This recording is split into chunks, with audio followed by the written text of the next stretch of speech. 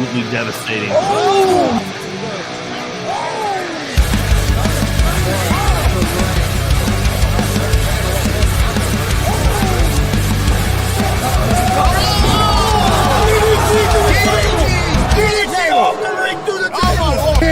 This is Joey Owens' show. They've been trying to get me on this broadcast forever, and this is the worst damn podcast I've ever been on. So you all can kiss my ass while I win this match.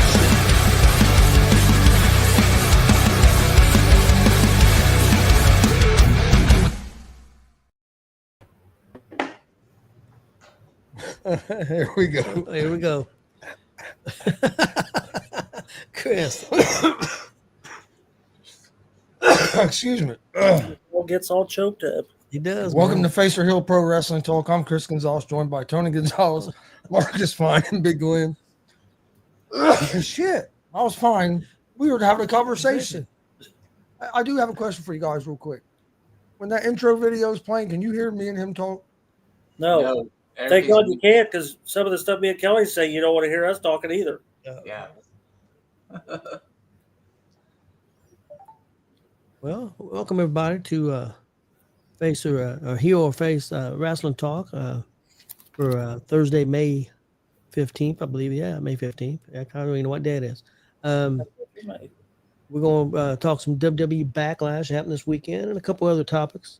First of all, I want to wish send out some thoughts and prayers. Just some good thoughts to Warren Misery, our buddy there on the. I'm not going to go in detail, but I know he's doing a little recovery from some things. And also our good buddy who normally does heel or face talk with us, Justin Danger. He's having some things done. So, well wishes and prayers. That's why he's not here tonight. So he's got some things going on. So hopefully he'll be back next week. And hopefully maybe Warren will be back next week too. So yeah, Warren's doing pretty good. I talked to him yesterday. Yep. So just wanted to throw that out there real quick. Well, we're going to go right into Backlash, guys. And we're going to go match to match in the order that they went. The first match was Jacob Fatu, who won the match against LA Knight, Damian Priest, and Drew McIntyre. We'll go right into it. And Big Glenn, what's your thoughts on that opening match for Backlash? Honestly, I'm not surprised by the outcome. I was more surprised with who debuted. I forget the guy's name already, but Jeff Cobb. He is from Jeff Cobb. He from New Japan. Also had wrestled at Ring of Honor. Been a champion in Ring of Honor too a few years ago. Real big mainstay in New Japan. He had tried out for the WWE a few years ago. Didn't make it. I think maybe 10 years ago he tried out. Didn't make it. But yeah, he's signed now with the WWE. And it looks like to me he's going to be Solo's new enforcer. That's what, at least at this point, that's what it looks like to me. yes, it was a serviceable match. I give it a B. Okay. Marcus, what do you think of that match? I enjoyed it. I got to, as always, bitch about something. You want me to bitch about something? Yeah, go ahead. What do you if you did? This is going to go back to kind of like Monday's topic. I don't like the way they disrespect these belts. I'm like Bobby Heenan. Either wear it around your waist or over your shoulder. Don't be putting it around your neck, putting it in your mouth, swinging it in a circle. Respect those belts. And that goes for the independents too, because if you see some of these independent belts, they look terrible because of the way they're handled. Yeah, that's true. I've never thought about it that way. But. That's my 2 cents on belts. Yeah, I love the match. LA Knight coming right out of the gate, he proved me wrong because I really thought he was going to be the underdog in this. The timing on these guys was fantastic. I actually thought it was the first time that Jacob Fatu looked vulnerable there for a while. Because normally he's been so much of a beast and nobody get the upper hand. But there for a while, he looked like he very well could have been beat. So I enjoyed it. I give it a B. Yeah. To go with Jeff Cobb, I had to go look. I thought it looked like Rosie's son. Remember Rosie? Yeah, he does look a little. He looks like he fits right in with them guys. Yeah, but it wasn't no relation whatsoever. They're not even from the same country, so no. But that guy's a beast. I don't know why they keep coming up with these beasts, but man, I got all next week to do that, David. No, I enjoyed the match. Actually, it might have been my match of the night. I really, really liked this match. I thought it was going to be really good, and it didn't disappoint. There's some rumors coming out that Drew McIntyre got hurt and said that it was a botched spot, but it looked like they're saying I guess they overshot it and his head hit the floor, that he didn't get all the table, but from where he went off at and where they went off at, I don't know how he could have done it any different. The table was set wrong then, because there's no way that they could have landed any different. I don't think than they did. I don't know if it's true or not. He could have. I think he was just selling it. I seen some pictures and they helped him all the way to the back. I think he was just selling it. But there have been some rumors come out that he had hit his head and he was hurt. We talking the announce table? When they went to Drew and Damian Priest went off to the side area there, and he did that suplex off the staging or table area, whatever there was. And you mean when they okay. I don't know how I forgot to even say that. You mean when they went out there and knocked over that picnic table? Because it always looks like they have food on that table. Yeah. Every pay-per-view, timekeeper's table, timekeeper's chair, and now the dinner table. That's what I call it, the dinner table. So, I don't know. They all rushed out there really quick, though, didn't they? Yep. Yeah, they did. They did. So, I don't know. Chris, did you get to see that match? I saw most of that match. What did you think? I agree with what you guys are saying. I'd probably give it around B plus. I enjoyed the match. I'm becoming a bigger Jacob Fatu fan. The more I watch him, I love his facial expressions and just his body language. All of it. I think Solo and them guys do a good job with their body language and facial expressions and their roles as well. But Especially Solo. no, I enjoyed it. Juan, you might be right. It might be Boston in 7, but it'd just be Boston in 7 to get beat by the Pacers. Yeah. Juan, if I was doing this, Gonzo, that's why I was doing this. Juan, it's got to be Boston in 7, because it wouldn't. You predicted what, 4 and then 5, then 6, now it's 7, and if they lose, they'll be going to Cancun. After all that, he might be still taking Boston in 11. You know. Yeah, who knows?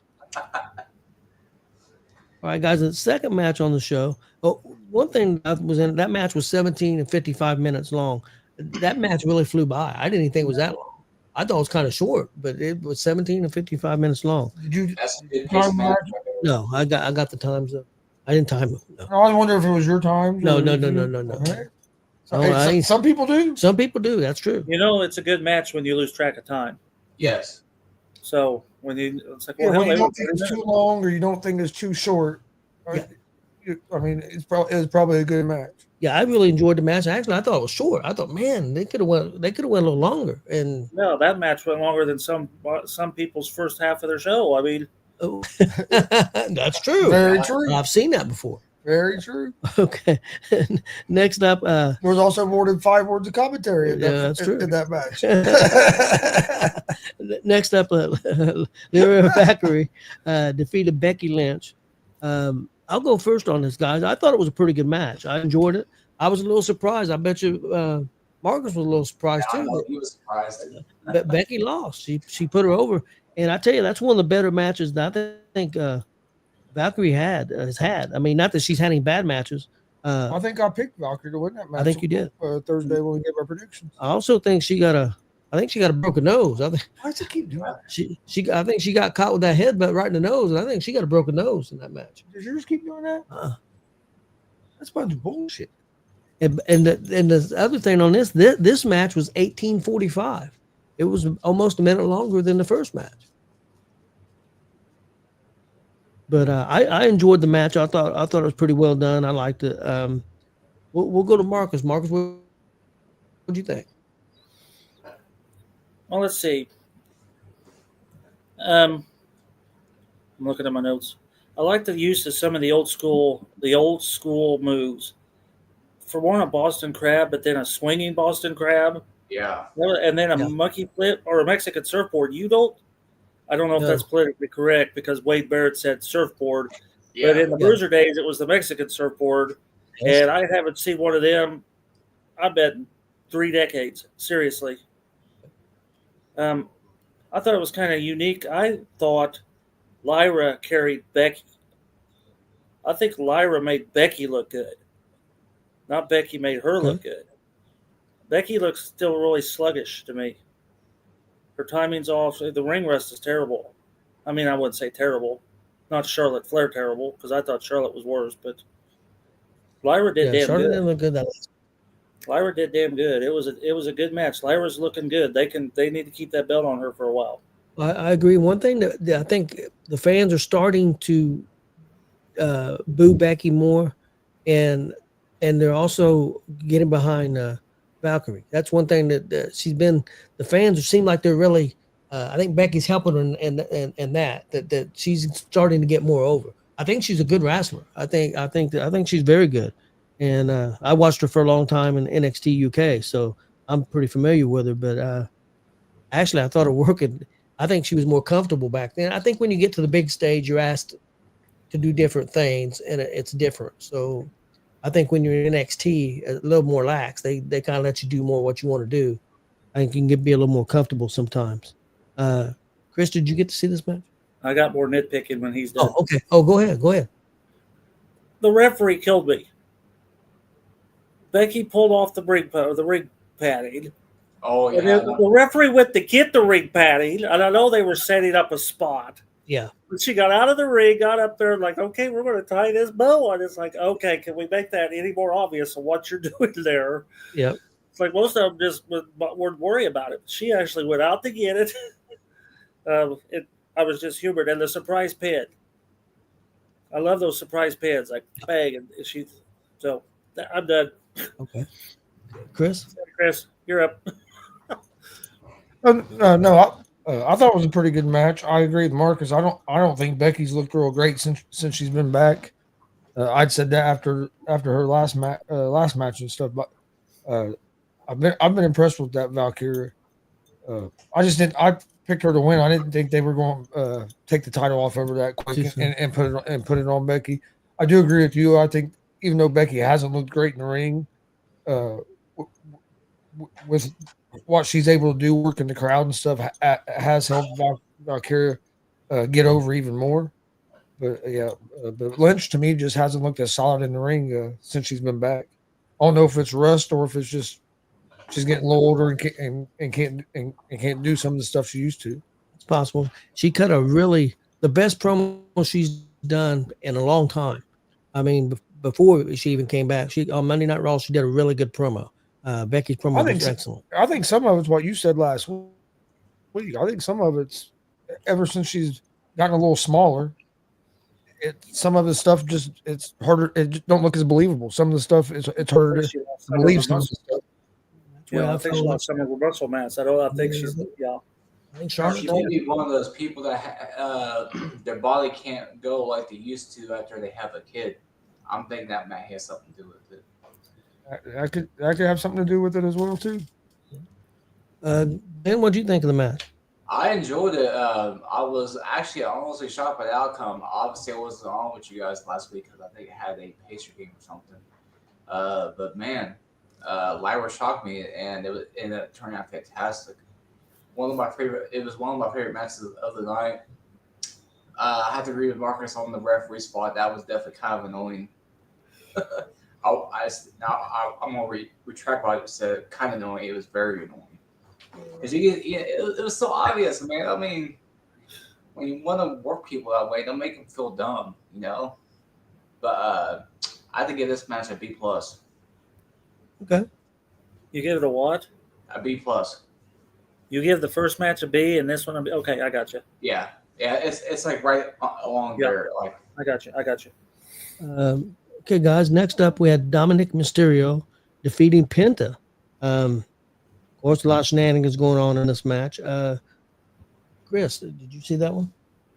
I didn't see the whole match, but I saw like the highlights of it, Okay. and so I saw some of that. I loved how it ended with El Grande Americano coming out with the headbutt with the loaded mask, and then he's down there leaning against the apron, tapping his mask. I love that part, but I thought it was good. It was kind of crazy about you throw the Judgment Day out, and then they come back. Yeah. Then Finn comes back to the ringside again. So what was the point of throwing them all out? That didn't make a whole lot of sense to me. But no, I enjoyed the match. Penta's real good, and Dominic Mysterio is underrated for his ability in the ring. He can go. Yeah, I thought they were going at it pretty good. I had two things to criticize. I liked the match. It was fine. The time, 9:20. I thought that was pretty short. I thought it could have been a little longer of a match because both of them because Dominic was staying right with him. I mean, I thought it was pretty good. My other criticism is not really with the match. It's you brought up about Finn Balor. I'm ready for them. I'm usually not critical on storyline, but I'm ready for him to do something with Finn. Wherever they're going with this, if he's either going to turn good or bad or turn dumb, I'm ready for him to move to the next chapter, whatever that next chapter is. I'm not saying I know what it is, but I'm kind of ready for that. But I mean, I enjoyed the match. Marcus? All right, you ready? Let's go. How long has Penta been wrestling for one in the WWE? How long has he been there? Now, WWE. Not even a year yet. No, probably 6 months, maybe? Right. All the way they are on that commentary table, you make him think he's been there for at least a decade. Yeah. Because he said his entire time in the WWE, Yeah, I'm thinking, well, how long? That's not been that long. It's like 6 months ago. 6 months at the most. Yeah, around 6 months or so. But yeah, he's been wrestling for a long time. Yeah. I like the suicide dive to a DDT. That was very impressive. Yes. I thought it was, again, another referee stupid shit. I mean, I'm picking, and I've never been in that match, but those three guys come out. They never even touched him yet, and the ref goes, you're out of here. Like, they haven't even done nothing yet, and you're already kicking them out. It's like. He caught him getting ready to do something. Yeah. Then threw him out. That was kind of, and then they come right back. So I like that. Yeah, that didn't make a whole lot of sense. I agree.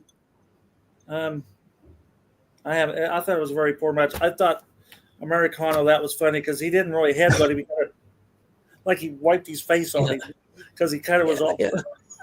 I didn't care for the match as a match. Okay. It was okay, but it was the worst match of the night for me. I can see that. I wouldn't disagree with that. Big Glenn.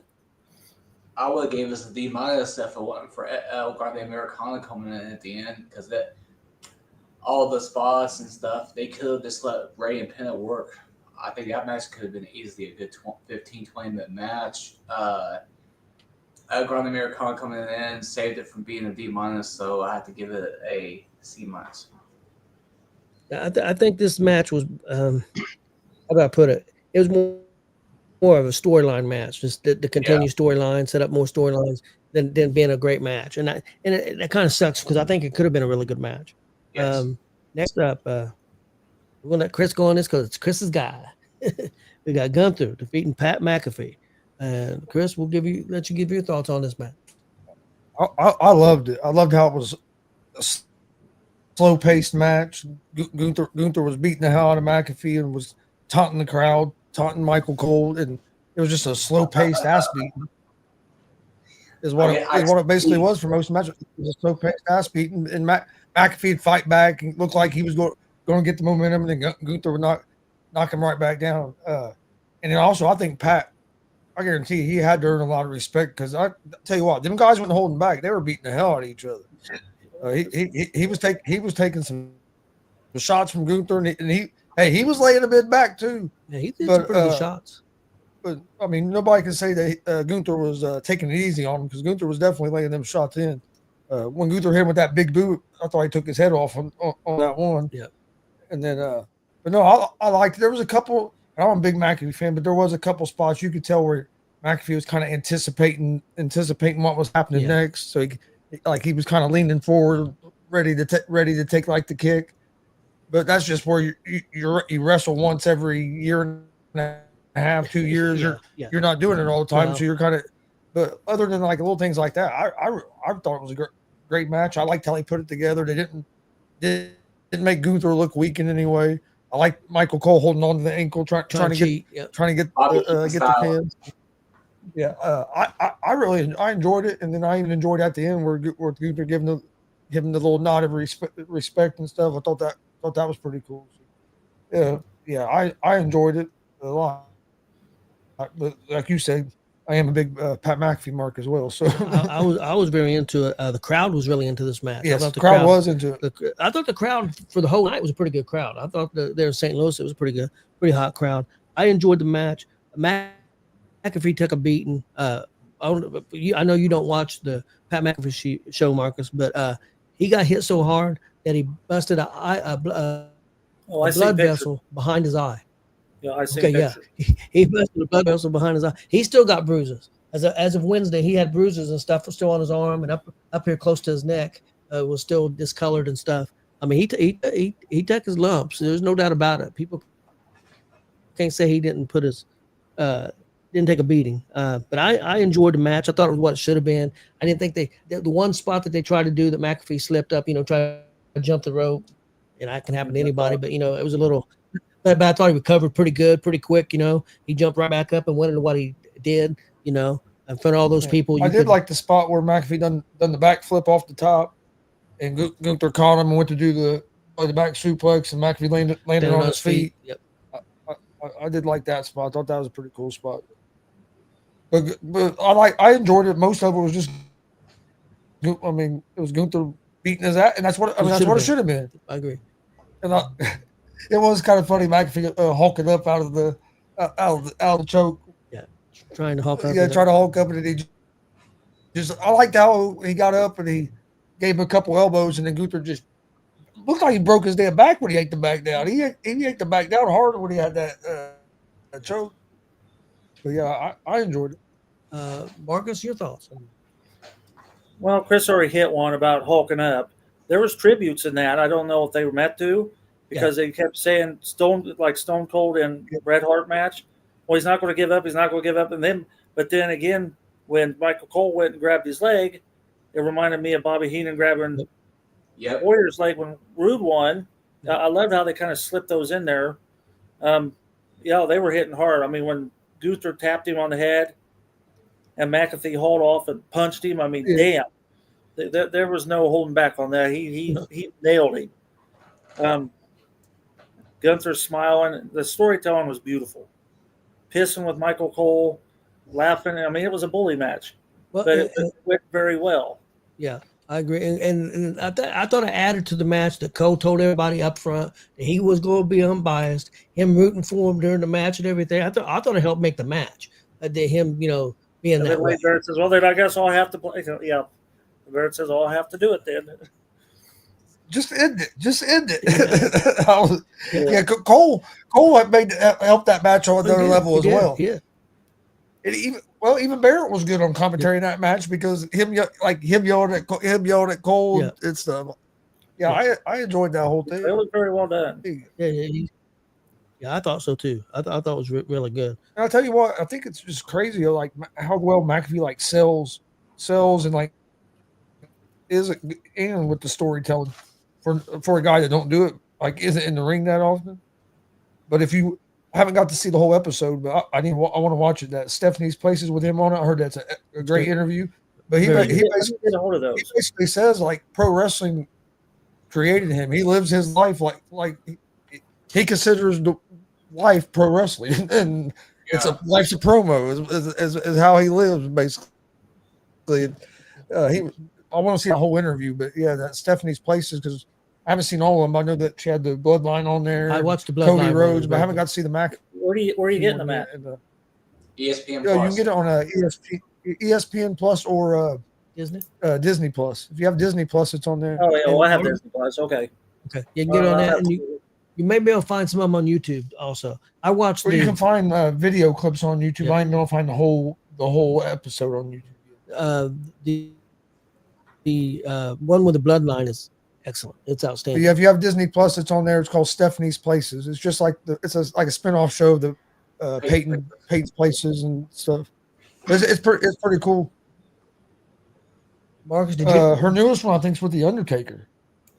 Is it? I think the next one that's coming out. Triple H thinks that she's fan. Oh, I was laughing my ass off when I saw it today. Triple H is like a. And then she also has a Marcus. She also has a thing on YouTube called "Watch Your Story," and she on there she's interviewed like Dana White, I think Cody Rhodes, and some other people on there. It's called Watch Your Story. And you could that's the YouTube It's channel. what or watch? Like watch or what? What? Watch Your Story. Okay, that's on YouTube. If you go, yeah, that's the YouTube. That's the channel. If you go to that channel, there's a bunch of episodes. It's a Stephanie McMahon like podcast thing. right. It's pretty good too as well. Marcus, did you have anything else on this match? I did not. I just thought it was damn good. Very well done. Yeah, it could have been up here for as match of the night. It was right there. The fans were really, really good on it. I thought they were really excited for the match. Big Lynn, what's your thoughts on the match? I loved it. Obviously, I was kind of worried because obviously Pat's not in the ring a whole lot. This match was a lot better than what it should have been, based on your average opinion of a wrestling fan. And I was amazed. And I tell you what, man, Gunther's smile every time he was smiling at Michael Cole, man, that shit was still. I'm still laughing every time that pops in my head, And then Cole brought the match to another level, and it was all around amazing. I have to get that one an A. Okay. And guys, next up we had the main event: John Cena defeating Randy Orton. I'm interested to hear Marcus' views on this match. Marcus, what was your thoughts on this match? All right. Well, first of all, I like the fact that this was their first match was on August 9th of 2001 at a Brian Pillman Memorial Show, and these guys have been wrestling each other for, what is that, 24 years? Yeah. And it also was the 40-year anniversary this month of Orton taking on Hogan on the first Saturday night main event, and I like the fact that they brought that up. So, yeah. Cena pulled a page out of Mike King's playbook, wore the belt on his ass out to the ring. Mike King used to do that too. I got to laughing. I like the handshake to the Piper because he shook his hand, but then Cena pipered him. Pipered him. It's like if he had not hit where it was supposed to go, then my eyeballs probably would have popped out of his head. Yeah. I like the Garvin stomp. Cena's facial expressions throughout the whole match, genius. I like the reverse sleeper holds. Yep. How many times they do that? They like a dozen times just throwing each other off and reversing the sleeper holds. And see, they were so familiar with each other, they couldn't get one up on the other one because they literally have been wrestling for 24 years. Now, here's my criticism, and it's not about this match. It's about premium live events. You got to take at least one referee out every premium live event. Yep. You got to take out the announce table at least once. You got to disrupt the ring. Why is the ring announcer get that nice padded cushion chair, and she's up and down all night? But the bell ringer, who literally doesn't move any time except to give his chair up, why does he have that metal chair? Because that's the only metal chair they have in the entire arena. Keep him on his toes. If it's too comfortable, he might fall asleep over there. Let's keep him away. Let's see what else I got. The green shirt guy was behind the announcer's table. Did you notice that? I don't think that was him. No, I think that was somebody. I think that was somebody trying to look like him. I don't think that was. He did a damn good job looking like him. Yeah, I don't think that was him. It was a guy trying to dress like him. That was Dollar Tree and green shirt guy.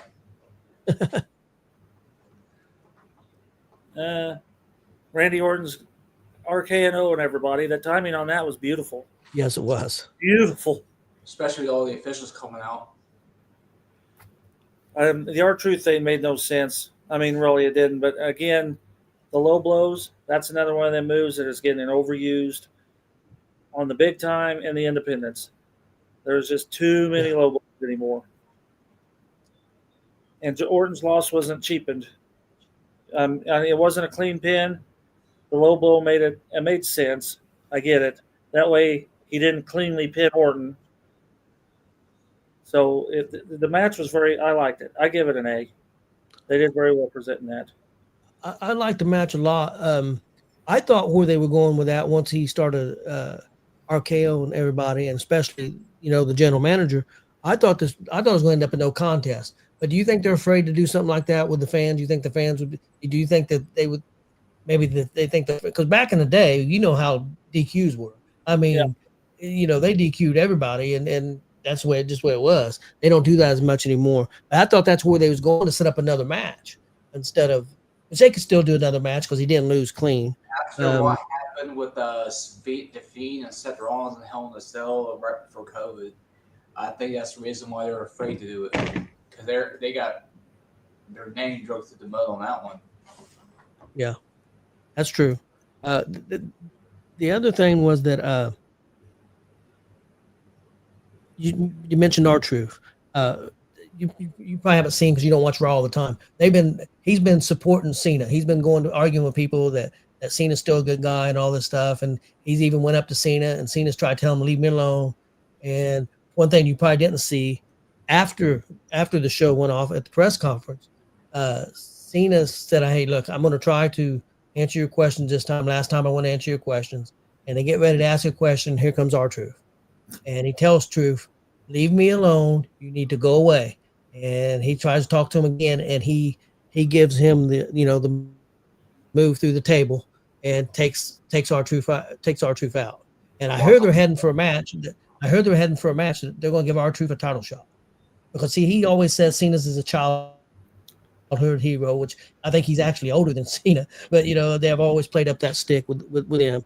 The other thing, I don't know, Marcus, how much you watched after the pay-per-view went off, because I didn't even watch pay-per-view for 2 days afterwards. So. Okay, but when the pay-per-view went off, they kept the feed to go into the post show, and the crowd is cheering Cena, and it looked like Cena was starting to get emotional, like he was like having second thoughts about everything, and so it looks like they're playing that story. I think he's having a fight with himself a little bit, and they've announced his final match is going to be in Boston in December. And I still think it's going to be him and The Rock. And I think he'll lose that belt or something's going to happen. But I think it's going to be Cena turning back and he's going to face The Rock. So I think they're going. Now we'll see. But they did announce his final match will be in December in Boston, his hometown. But yeah, I really enjoyed the match. I thought he looked a lot better in this match than he did against Cody Rhodes. I thought it looked pretty good. Of course, them guys know each other so well, but I liked it. Big Glenn, what do you think? I enjoyed it. I love the spot where Randy was going RKO on pretty much everybody. The one time that we didn't need R-Truth, obviously, is when he comes out and tries to tell Randy hey, he's still a good guy. And I like how they did set up the thing for potentially Saturday night's main event in Tampa next weekend, so. It's a co-match tonight with McAfee. I've seen a story, and they've been hitting at this, but the rumor is that, of course, SummerSlam's going to be 2 nights now, and this is going to be the first one. It looks like they're heading for Nick Aldis to take on Randy Orton at SummerSlam. Well, not SummerSlam. That's looks like what they're building to. That's why that's the third RKO that Aldis has took from Orton. Chris, did you get to see this? Yeah. Okay.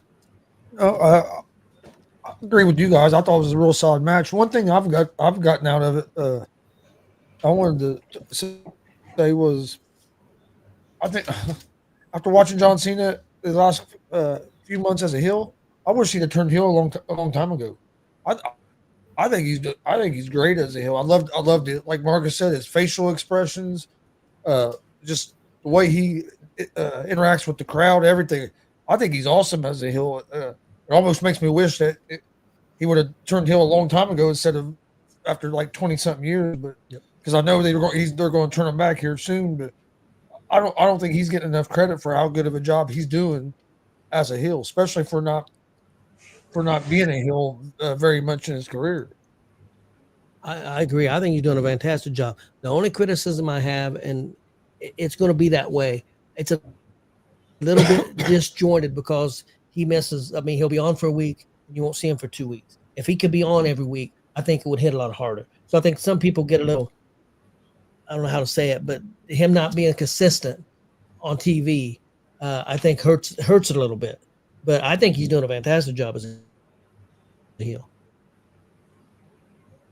But yeah, what would you give the show, Glenn? The whole show, what would you give it? Well, I would have to give it probably a B minus because the dominant Dirty Dom match with Penna that great brought it down a little bit, so B minus. Yeah, I was very sports entertained, guys. And you stop and you stop. Wait a minute. Did you say I just like Sports said- entertained. I'm Sports entertained. That's what it is. I mean, I really enjoyed the show. It was a probably B plus for me, but when you stop and think about, they put on this show and the matches they had, and stop and think who wasn't on the show. Seth Rollins wasn't on the show. Breaker, Yep. Heyman, Rollins, all these stars, Punk, Jey Uso. I mean, all these guys wasn't on the show, and they still could put on that kind of a quality show.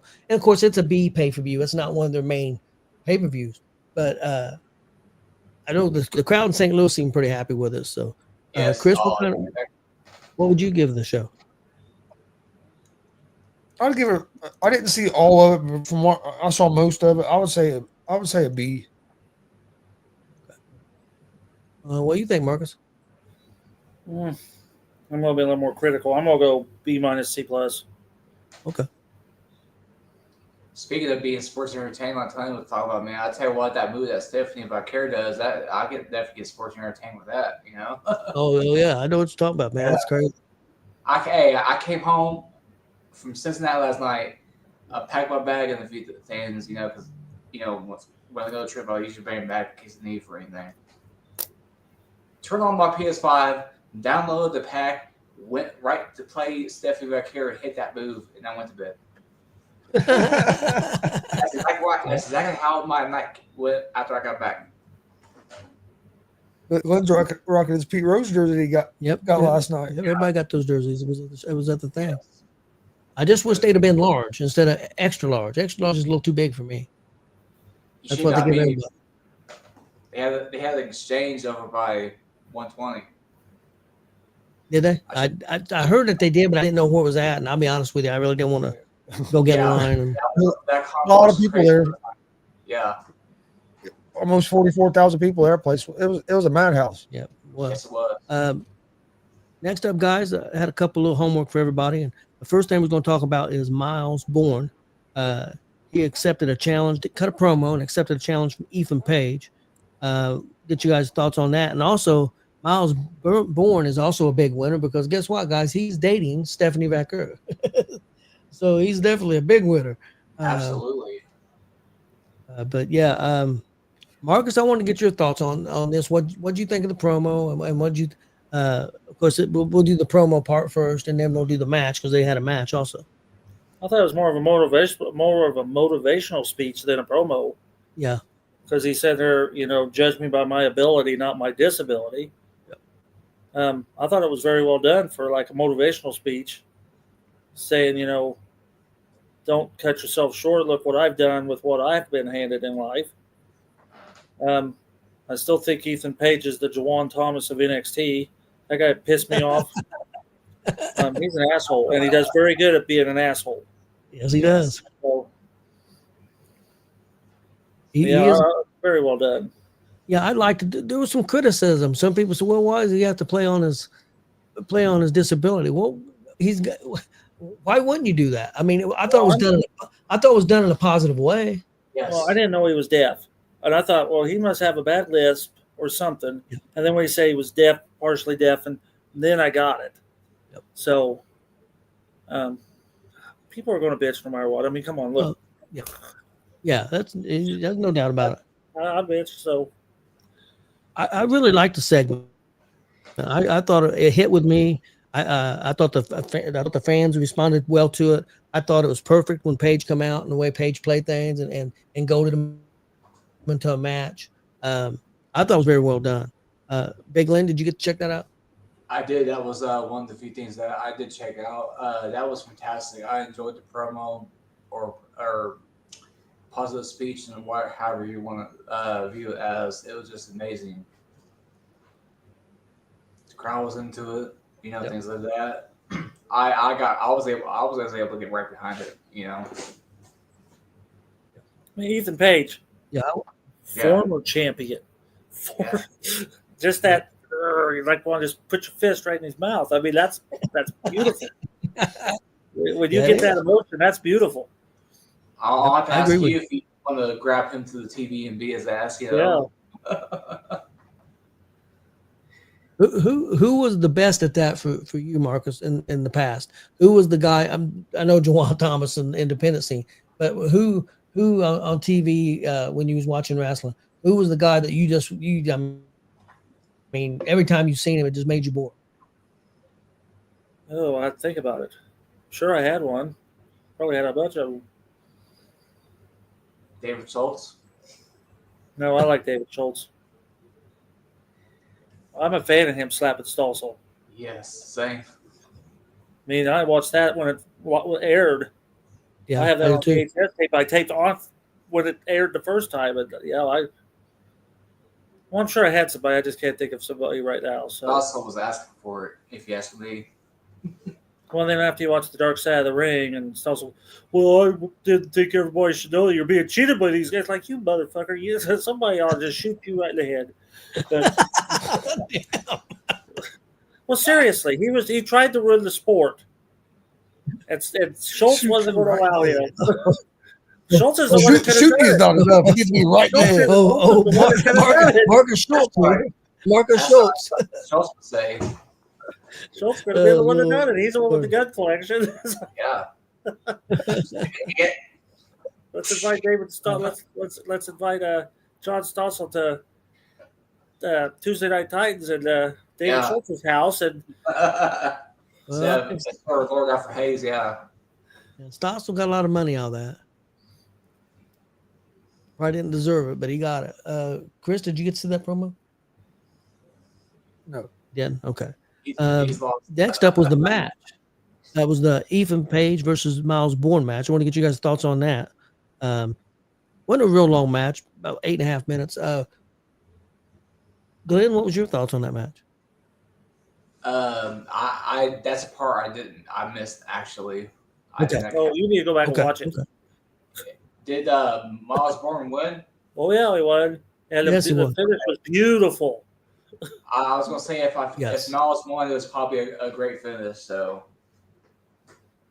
That's the other part, where people criticize and said, well, they're using his disability. Well, okay, maybe they are a little bit, but the kid's got talent. So it ain't like they're pushing the kid that don't have The talent. disability ain't affected his. if he did not have talent, he would not be in WWE NXT. Yeah. I really enjoyed the And match. Why not use that to your advantage? I mean, that's something he has that other people know. I mean, and if you can use it positively like that, well, why not? It's not like I would understand if they were like, trying to make fun, like if they were doing it in a mean way or something. But Well, they did a little bit. But, they did Yeah, a but little it bit. was tasteful. It was Yeah, tasteful. Page did a little bit. Page I doing it. mean, like but they're doing it as part of like the Yeah, story. yeah, It's not yeah, like yeah. they're doing that like in real, like it's. Attitude Era. Yeah, it's not. People have to realize it's a TV show. It's not. It's just like watching a TV show. When you see that shit, it's not real life. Yeah. He does look like a young Randy Orton. He really does. That kid. He definitely, or I won't say just like, but he definitely has a familiar look to him. But yeah, I don't think he's real old. I think he's under 25. So I think he's got a bright future. But I really enjoyed the match. Marcus, what do you think of the match? Oh, I loved it. I thought it was a good, solid, scientific match. And Chris, you need to go back and see it, because if you thought Gunther and McAfee were throwing punches and clotheslines hard, those guys were throwing punches and clotheslines hard too.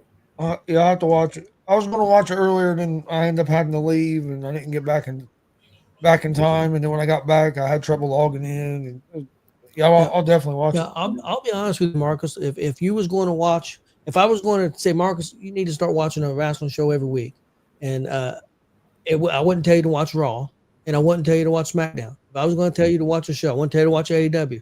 I would tell you to watch NXT, because how hard them young guys work They're so hungry, and also their storylines.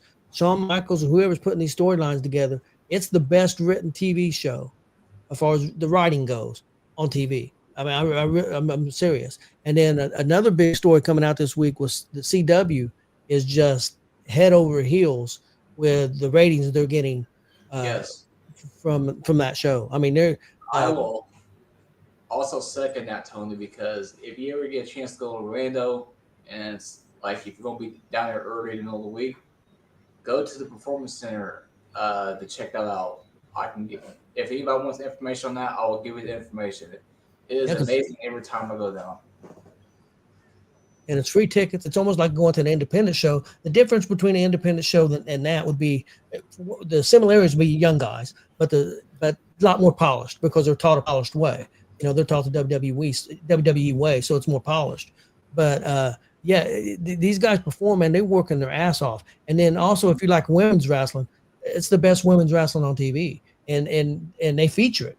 They feature their women's more than they do the men, and they're trying to build their men's division. I think they are. They definitely are building it up, and it's getting better. But their women's division down there is outstanding. And then people wonder why some of these cuts happen. If you watch NXT, you're going to understand because they got all these people. And then if you watch LFG and you watch Evolve and all this stuff, they got all this young talent down there. It's going to have to move up sometime, and you're going to have to make room for it because there's only so many hours of TV. But yeah, if you only move people from NXT to Evolve because you got people coming up to there too, so you have to make cuts somewhere. Yeah, there was one guy that got cut from NXT because they wanted to move him down to Evolve, and he refused. So they let him go. They let him go, and he was a young guy. But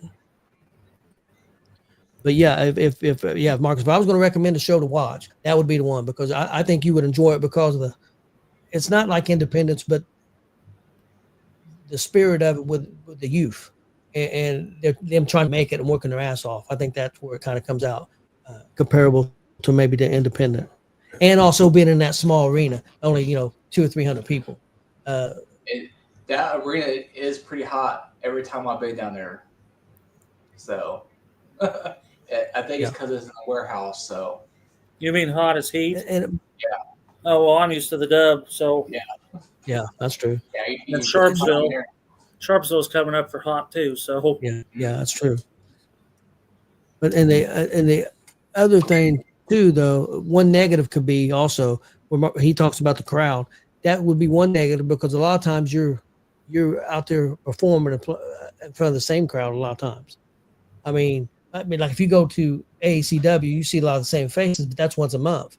Here in NXT, a lot of those people in Florida are the same people going to that show every week.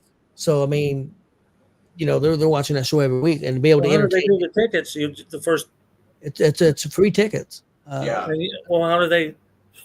You put in for them and shut the door off somewhere, right? You have to pre get them. Glenn can tell you that. I can't. Yeah, I can give you the information if you want. Yeah, but how do you go? I gotta get down there. I was just curious how they done that. How do you do that, Glenn? Can you explain how you do? They got a Facebook group called WWE NXT Live. Join that group. It's a private group on Facebook. When the show ends on NXT, they put a Google form out right after the show goes off the air for the following week to request for tickets. And like the next day or two, like Wednesday or Thursday, if they accepted your entry thing, then you have to confirm that you're going to actually go. Then they'll give you the information to where to meet up at and stuff like that.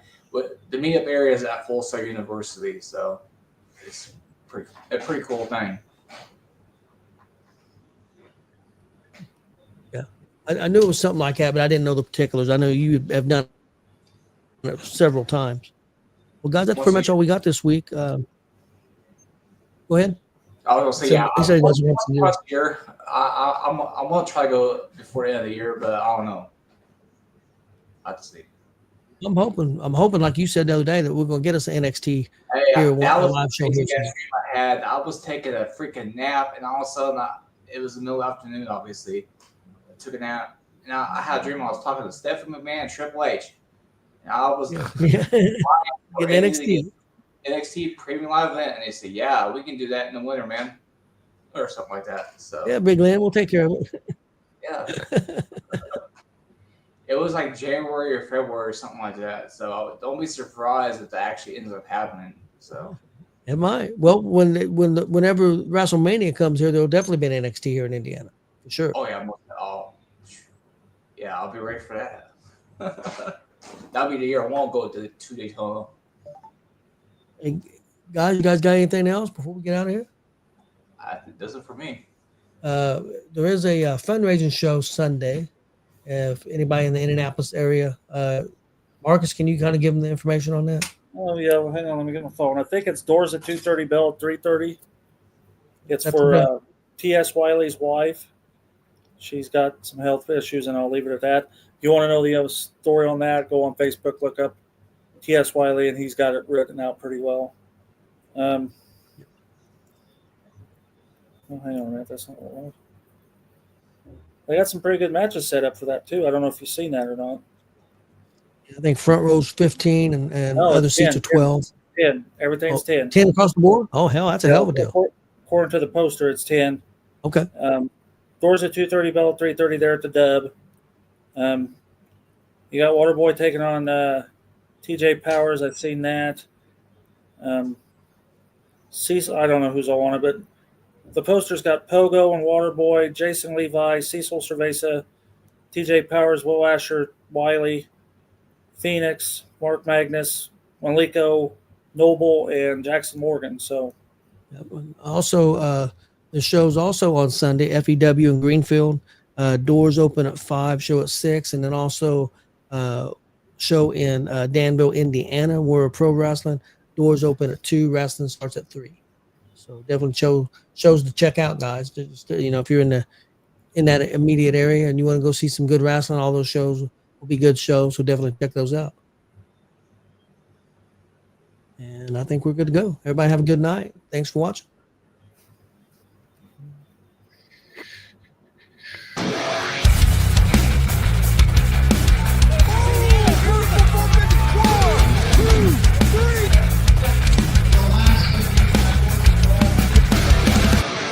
That'd be absolutely devastating.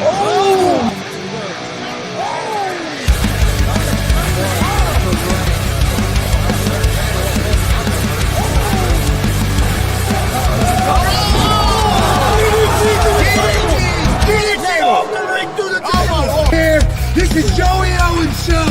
They've been trying to get me on this broadcast forever, and this is the worst damn podcast I've ever been on. So you all can kiss my ass while I win this match.